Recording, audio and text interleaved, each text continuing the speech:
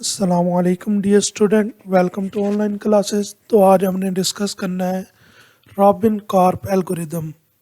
जैसे कि string matching algorithm already आप दो एल्गोरिदम देख चुके हैं और आपको बखूबी अंदाज़ा है कि स्ट्रिंग मैचिंग क्या है।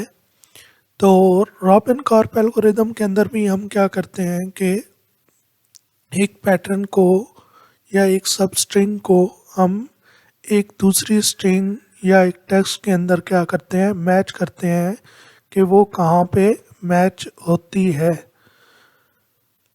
तो रॉबिन कार्प एल्गोरिदम के अंदर जो आइडिया डिस्कस होता है कि कैसे हम ये कंपैरिजन करेंगे, तो उसको समझने के लिए हम सबसे पहले एक एग्जांपल देखते हैं सिंपल सी, जिससे हमें ये आइडिया होगा कि रॉबिन कार्प एल्गोरिदम कैसे काम करता है। फॉर एग्जांपल यहाँ पे एक कुछ नंबर्स हमें गिवन है, जिन नंबर्स को उसने लिया है टेक्स्ट के तौर पर, और एक पैटर्न हमें गिवन है। पी पैटर्न को डिफाइन कर रहा है जो कि 26 है। उसने कहा है कि अगर आप ऊपर मौजूद टेक्स्ट जो आपको डिजिट गिवन है टी के अंदर, वो अगर आप काउंट करें तो वो टोटल 11 डिजिट्स हैं। ठीक है, यानी आप कह सकते हैं कि जो correct number of character text के अंदर है वो 11 है और पैटर्न के अंदर आपको 2 गिवन है। तो उसने कहा कि टेक्स्ट की लेंथ जो है वो 11 है।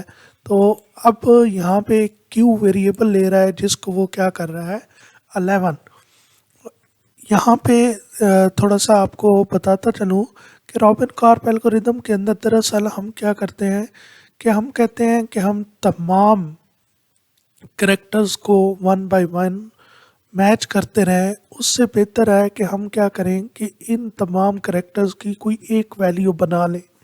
यानी फॉर एग्जांपल पैटर्न के अंदर मेरे पास नंबर ऑफ, जैसे यहाँ पे 2 करेक्टर्स हैं या नंबर ऑफ 3 या 4, पैटर्न के अंदर जितने भी करेक्टर्स हैं उनकी मैं क्या करूँ कि एक वैल्यू कैलकुलेट कर लूँ। वो वैल्यू डिजिट के अंदर होगी, नंबर के अंदर होगी, और इसी तरह जो टेक्स्ट गिवन होगा उसमें भी मैं क्या करूँगा कि वहाँ पे भी मौजूद जो नंबर ऑफ करेक्टर्स होंगे, जितनी लेंथ पैटर्न की होगी उतने लेके मैं उनकी भी क्या करूँगा, एक वैल्यू कैलकुलेट करूँगा और फिर देखूँगा कि ये जो आंसर है दोनों का मैच होता है या नहीं होता।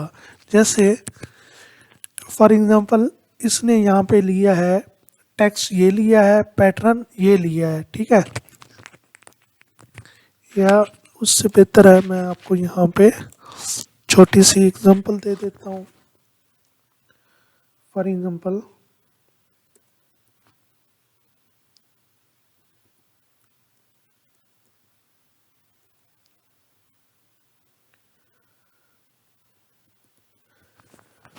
ये फॉर एग्जांपल आप सपोज करें कि टेक्स्ट गिवन है और यहाँ पे मैं पैटर्न जो ले लेता हूँ वो डी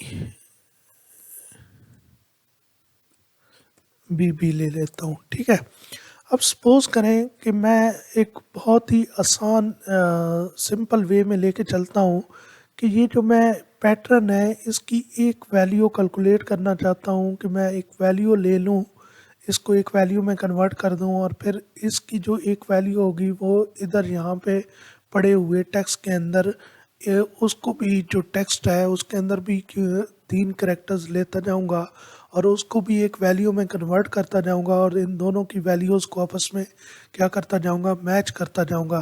जहाँ जहाँ मैचिंग होगी वहाँ पे फिर क्या करूँगा, वहाँ पे मैं इन नंबर ऑफ़ करेक्टर्स को मैच कर लूँगा। ठीक है, वो हम क्यों करते हैं वो भी आगे जाके आपको पता चलेगा कि कुछ हमारी स्पीरियस हिट्स हो जाती हैं जिसकी वजह से हम क्या करते हैं कि वो वैल्यू मैच करने के बाद भी हम नंबर ऑफ़ करेक्टर्स को मैच करके कंफर्मेशन लेते हैं। तो जैसे सपोज करें कि ए से जी तक 26 करेक्टर्स हैं, तो आप ऐसे सपोज कर लें ए को मैं यानी 1 वैल्यू दे रहा हूँ। ठीक है, मैं बी को 2 वैल्यू दे रहा हूँ, सी को मैं 3 वैल्यू और डी को मैं 4 वैल्यू। अगर आप देखें तो मेरे करेक्टर भी यही यूज़ हो रहे हैं, तो मुझे और ज़्यादा यहाँ लिखने की ज़रूरत नहीं है, मैं आपको इसी से ही समझा सकता हूँ। ए के लिए मैंने 1 ले लिया, बी के लिए 2, सी के लिए 3 और डी के लिए 4। बहुत सिंपल तरीके से अगर मैं लेके चलूँ तो फॉर एग्जांपल मैं कहता हूँ कि डी के लिए 4 वैल्यू है, तो 4 प्लस मैं ऐड कर देता हूँ बी की जो वैल्यू है वो क्या है 2। इसी तरह नेक्स्ट बी की वैल्यू क्या है 2। अगर आप ये टोटल करें तो आपके पास क्या आता है 8 आंसर। ठीक है, तो अब आपने इसकी एक वैल्यू कैलकुलेट कर लीजिए। आपने एक सिंपल ये जो वैल्यू कैलकुलेट की यूजिंग एडिशन और ये आपने वैल्यूज़ लेके जो इनको ऐड किया है, तो इसको हम कहते हैं कि यूजिंग हैश फंक्शन हमने एक हैश वैल्यू कैलकुलेट कर ली। ये जो 8 है ये हमारे पास क्या है हैश वैल्यू है। ठीक है, अब इस 8 वैल्यू को हमने मैच करना है इनके साथ। इनके साथ अब कैसे मैच करूँगा, तो सबसे पहले मैं क्या करूँगा कि इसमें से मैं लूँगा जो मेरी पहले 3 डिजिट्स हैं उनको मैं क्या करूँगा यहाँ पे लूँगा। ठीक है, तो पहले 3 डिजिट अगर मैं लूँ तो ए बी सी है। तो ए बी सी को अगर मैं 3 डिजिट्स को यहाँ पे इंक्लूड करूँ तो ए की वैल्यू क्या है 1 प्लस बी की वैल्यू क्या है 2 प्लस सी की वैल्यू क्या है 3। अगर आप इन तीनों का एडिशन करें तो आपको आंसर क्या आएगा, आपको इनका आंसर आएगा 6। आपको आंसर आएगा 6। अब 6 को आप कंपैरिजन करेंगे इस 8 के साथ जो कि मैच नहीं होता, तो सिंपली आपने क्या करना है, आपने इस पहले ए को ख़त्म कर देना है और फर्दर आगे मूव करना है। तो पहला ए मैंने क्या किया ख़त्म कर दिया। अब सी की वैल्यू इसके अंदर क्या करता हूँ ऐड करता हूँ। अब सी की वैल्यू मैं ऐड करूँ तो यहाँ पे क्या होगा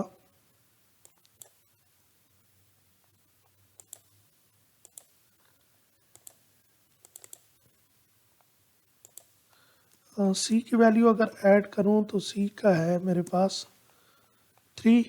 अब देखें मैं अगर इस इन वैल्यूज़ को भी सॉरी ए वैल्यू नेक्स्ट जो थी वो क्या थी ए थी, तो ए को दोबारा 1 ऐड करेंगे तो बी का 2, सी का 3 और ए का 1, तो इसका आंसर फिर क्या आएगा 6। 6 8 के साथ मैच नहीं करता। इसी तरह आप क्या कर देंगे, आप इस 2 को रिमूव कर देंगे और नेक्स्ट एक आपके पास आ रहा है तो आप +1 कर देंगे, तो आंसर आपके पास क्या आएगा, आंसर आपके पास 5 आएगा। ये भी 8 के साथ मैच नहीं करता। इसी तरह आप नेक्स्ट मूव होंगे तो नेक्स्ट सी आ रहा है तो आप यहाँ से 3 रिमूव कर देंगे और नेक्स्ट आपका इस साइड पे सी क्या हो जाएगा, सी की वैल्यू क्या हो जाएगी ऐड हो जाएगी जो कि क्या है 3। तो अब यहाँ पे आप देखें कि इस तरह आप क्या करेंगे कंपैरिजन करेंगे।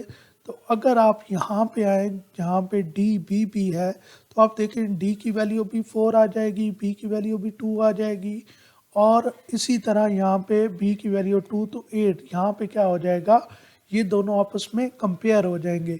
यहाँ पे ये तो आपको समझ आ गई होगी कि यहाँ डी बी बी की वैल्यू भी 8 आएगी आंसर और यहाँ भी 8 है, तो दोनों वैल्यूज़ आपस में क्या हो जाएंगी इक्वल हो जाएंगी।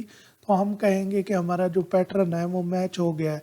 लेकिन यहाँ जो मैं बात कर रहा था स्पीरियस हिट की, वो स्पीरियस हिट कैसे होती है वो ज़रा यहाँ पे देखें। यहाँ पे अगर मैं थोड़ी सी चेंजेस करूँ तो यहाँ पे ए की जगह मैं सी कर देता हूँ। अगर आप इसकी कैलकुलेट करें कि आप पहला ए अगर इग्नोर करते हैं तो बी की वैल्यू आपके पास क्या है 2।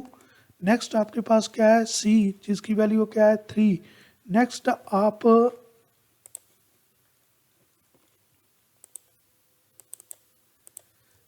आप एक और सी की वैल्यू लेंगे 3, तो आपका आंसर क्या आएगा 8। अब ये 8 और 8 आपस में क्या हो जाएंगे इक्वल हो जाएंगे।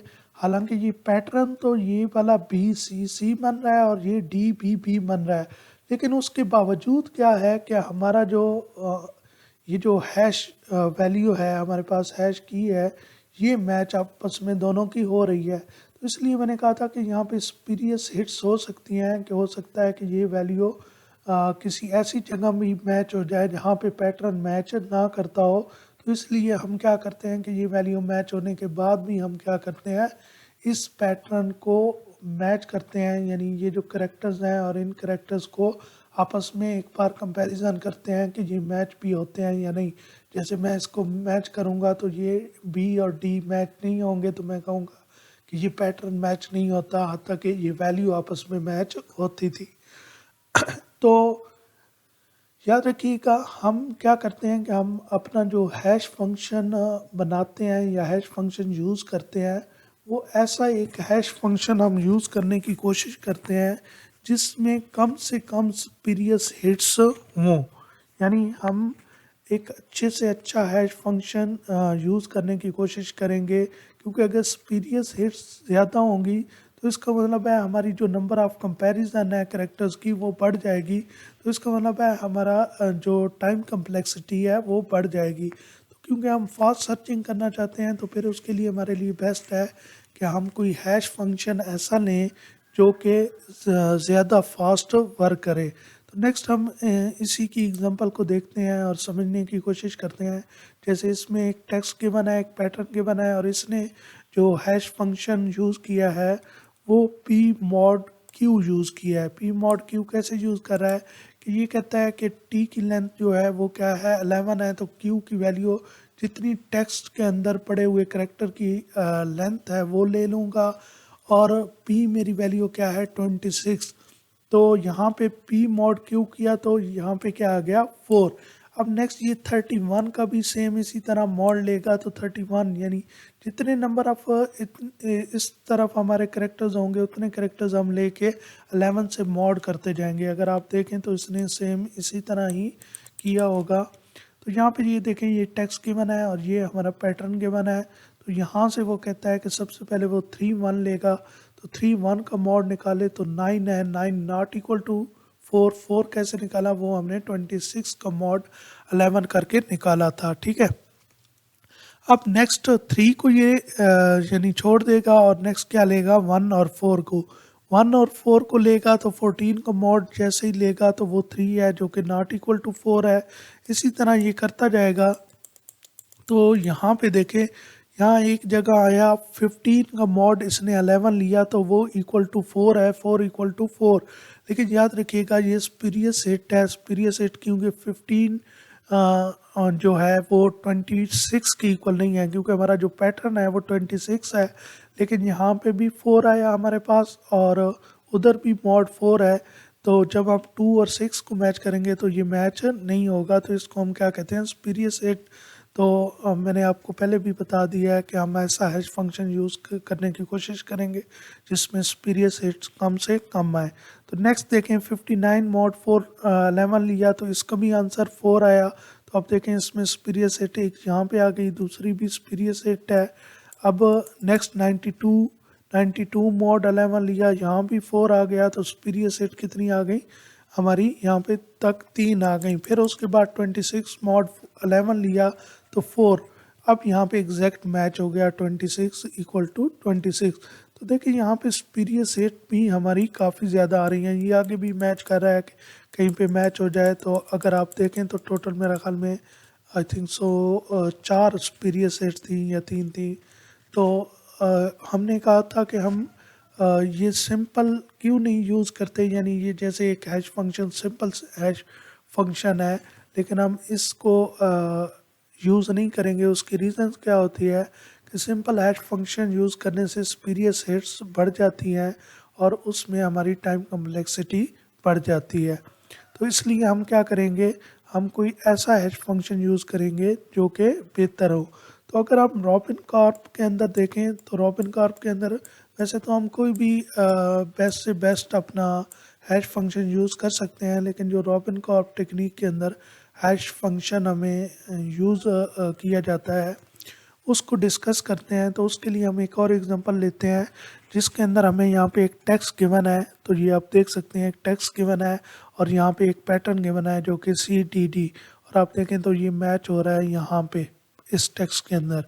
तो अब हमने क्या करना है कि आपने सिंपल क्या करना है कि इसके अंदर टेक्स्ट की उसी तरह लेंथ काउंट कर लें। तो टेक्स्ट की लेंथ काउंट करें तो 1 2 3 4 5 6 7 8 9 10। तो 10 आपकी टेक्स्ट की लेंथ है। अब आप यहाँ पे इसने काउंट भी किया हुआ है कि टेक्स्ट की लेंथ आपकी 10 है, तो आपने m को 10 दे दिया और n3 दरअसल क्या है, आपकी पैटर्न की लेंथ जो है वो 3 है। तो अब आप क्या करेंगे कि आपकी जितनी ये m की वैल्यू है, आप एक वेरिएबल d लेंगे जो कि d क्या है कि टोटल नंबर ऑफ आपके करेक्टर्स कितने हैं। तो टोटल नंबर ऑफ टेक्स्ट के करेक्टर्स जो हैं वो 10 है। आप यहाँ से अगर a से लेकर आप, क्योंकि लास्ट डिजिट जो है आपका j, यानी ये आपने m की वैल्यू जो 10 है ना, इसको मद्देनज़र नहीं रखना, बल्कि आपने रखना है कि आपका पहला जो करेक्टर है वो a है और आप मैक्सिमम किस करेक्टर तक जा रहे हैं, j तक। तो अगर आप काउंट करें तो ये आपके टोटल जो करेक्टर बनेंगे वो आपके करेक्टर्स बनेंगे 10। इसलिए हमने जो d की वैल्यू है वो क्या ले ली है, 10। इसने यहाँ पे रिपीट कोई नहीं किया हुआ, ए से लेकर जे तक ही किया है, लेकिन आई थिंक सो ऊपर रिपीट हो रहा था। हाँ, ऊपर देखें तो यहाँ पे ए बी सी सी, अच्छा ये पैटर्न, ये टेक्स्ट और है, और नीचे हमें जो टेक्स्ट उसने दिया है वो और टेक्स्ट दिया है।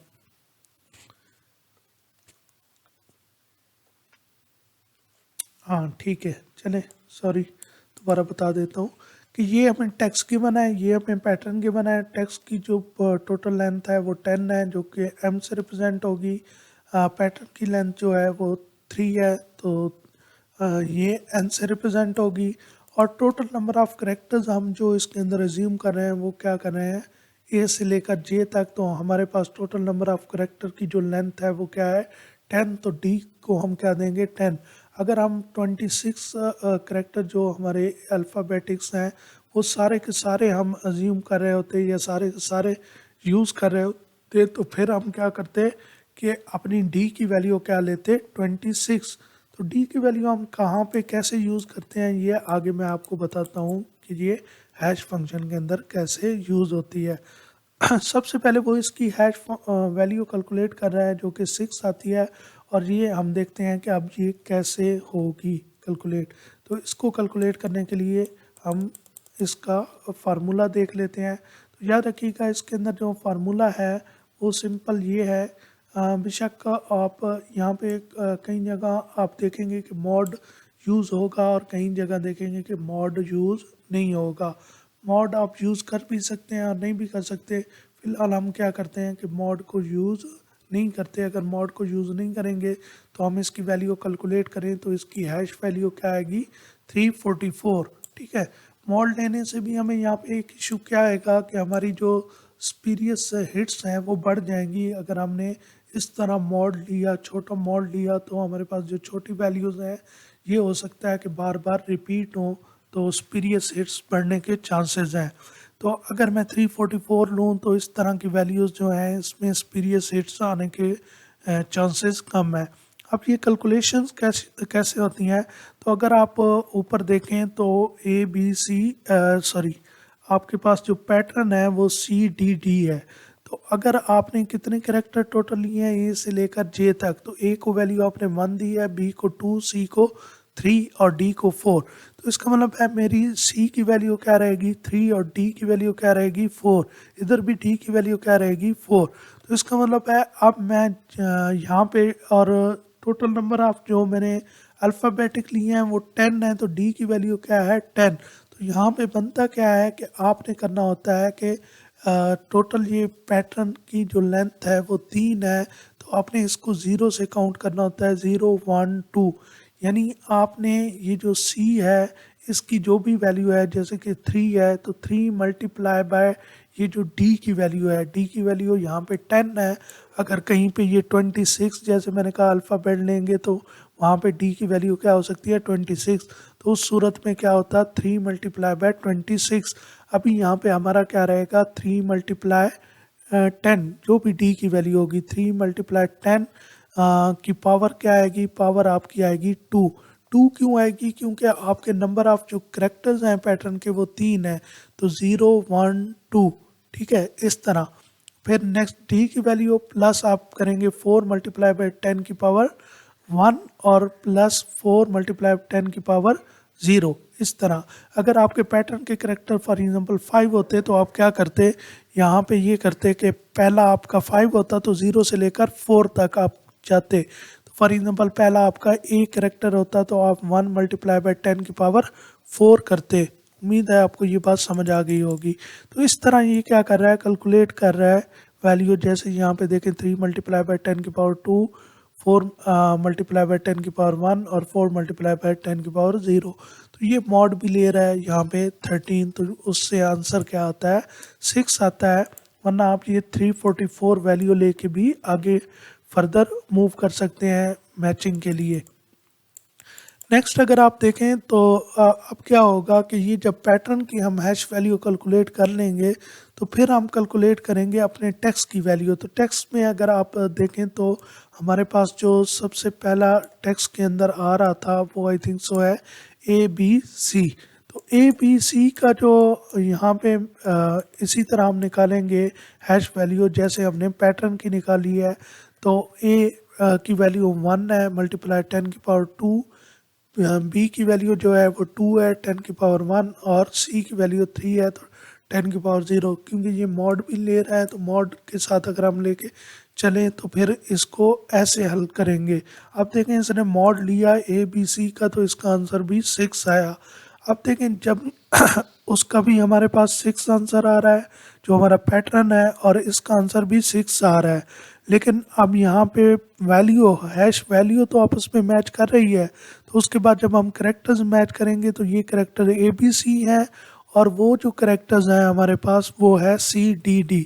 तो आप देखें CDD और ABC आपस में मैच नहीं करते तो ये एक सुपीरियर सेट होगी, जो कि मैंने पहले भी आपको कहा था कि अगर हम इस तरह का मॉड लेते हैं जिसमें हमें मिनिमम से मिनिमम वैल्यू रिटर्न होगी तो फिर सुपीरियर सेट्स बढ़ जाने के चांसेस हैं। अगर यहाँ पे देखें वहाँ पे 344 वैल्यू थी और यहाँ पे 123 वैल्यू है, इनको आपस में मैच करूँ तो ये दोनों वैल्यूज़ आपस में मैच नहीं होती। अब नेक्स्ट हम क्या करते हैं, नेक्स्ट इसके अंदर हम ये करते हैं कि अब ABC के बाद हमने इस A को रिमूव कर देना है और टेक्स्ट का एक नया करेक्टर इस साइड पे ऐड कर देना है जो कि क्या बनेगा BCC। ठीक है, तो नेक्स्ट करेक्टर हमारे पास यहाँ पे हाँ इसने यहाँ पे किया हुआ है नेक्स्ट करेक्टर। तो नेक्स्ट करेक्टर अगर मैं आपको बताऊं तो वो हमारे पास क्या बनता है, आप ऊपर जाके देख भी सकते हैं।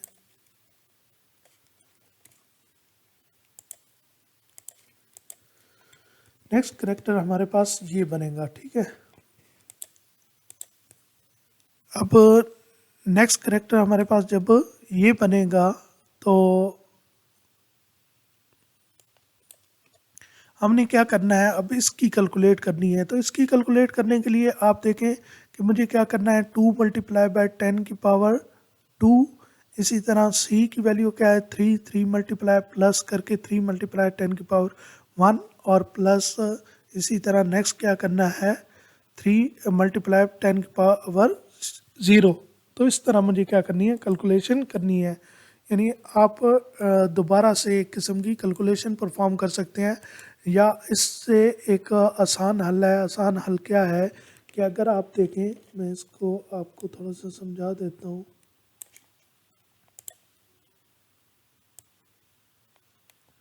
कि आपके पास जो पहली कैलकुलेशन थी वो थी AB और C की, और वो कैलकुलेशन ऐसे थी 1 मल्टीप्लाई 10 की पावर 2 था, मैं इसको ऐसे रिप्रेजेंट कर रहा हूँ, प्लस 2 मल्टीप्लाई 10 की पावर 1 था, plus C 3 multiply 10 raised power 0 था। तो ये हमारी पहले कैलकुलेशन थी। अब देखिए नेक्स्ट जो कैलकुलेशन है उसमें से ए को मुझे ख़त्म करना है। यानी मैं दोबारा से एक तो ये कर सकता हूँ ना कि BCC लेके दोबारा से कैलकुलेशन करूँ, यानी 2 मल्टीप्लाई, चलिए मैं आपको एक बार लिख के दे देता हूँ 10 raised to power 2 plus 3 multiply 10 raised to power 1 plus 3 multiply 10 की पावर जो है वो 0। अब ये देखें यहाँ पे मुझे ये एक तो मैं दोबारा से कैलकुलेशन क्या कर सकता हूँ, परफॉर्म कर सकता हूँ। एक सिंपल वे क्या है कि मैं पुरानी कैलकुलेशन को यूज़ करते हुए उसमें से a की वैल्यू को माइनस कर लूँ और फिर उसमें क्या कर दूँ, न्यू c की वैल्यू ऐड कर दूँ। वो कैसे कर सकता हूँ, जैसे फॉर एग्ज़ाम्पल मेरे पास ये जो है, इसमें से अगर आप देखें, मैं कॉपी कर लेता हूँ समझाने के लिए, कि मैं एक काम करता हूँ कि ये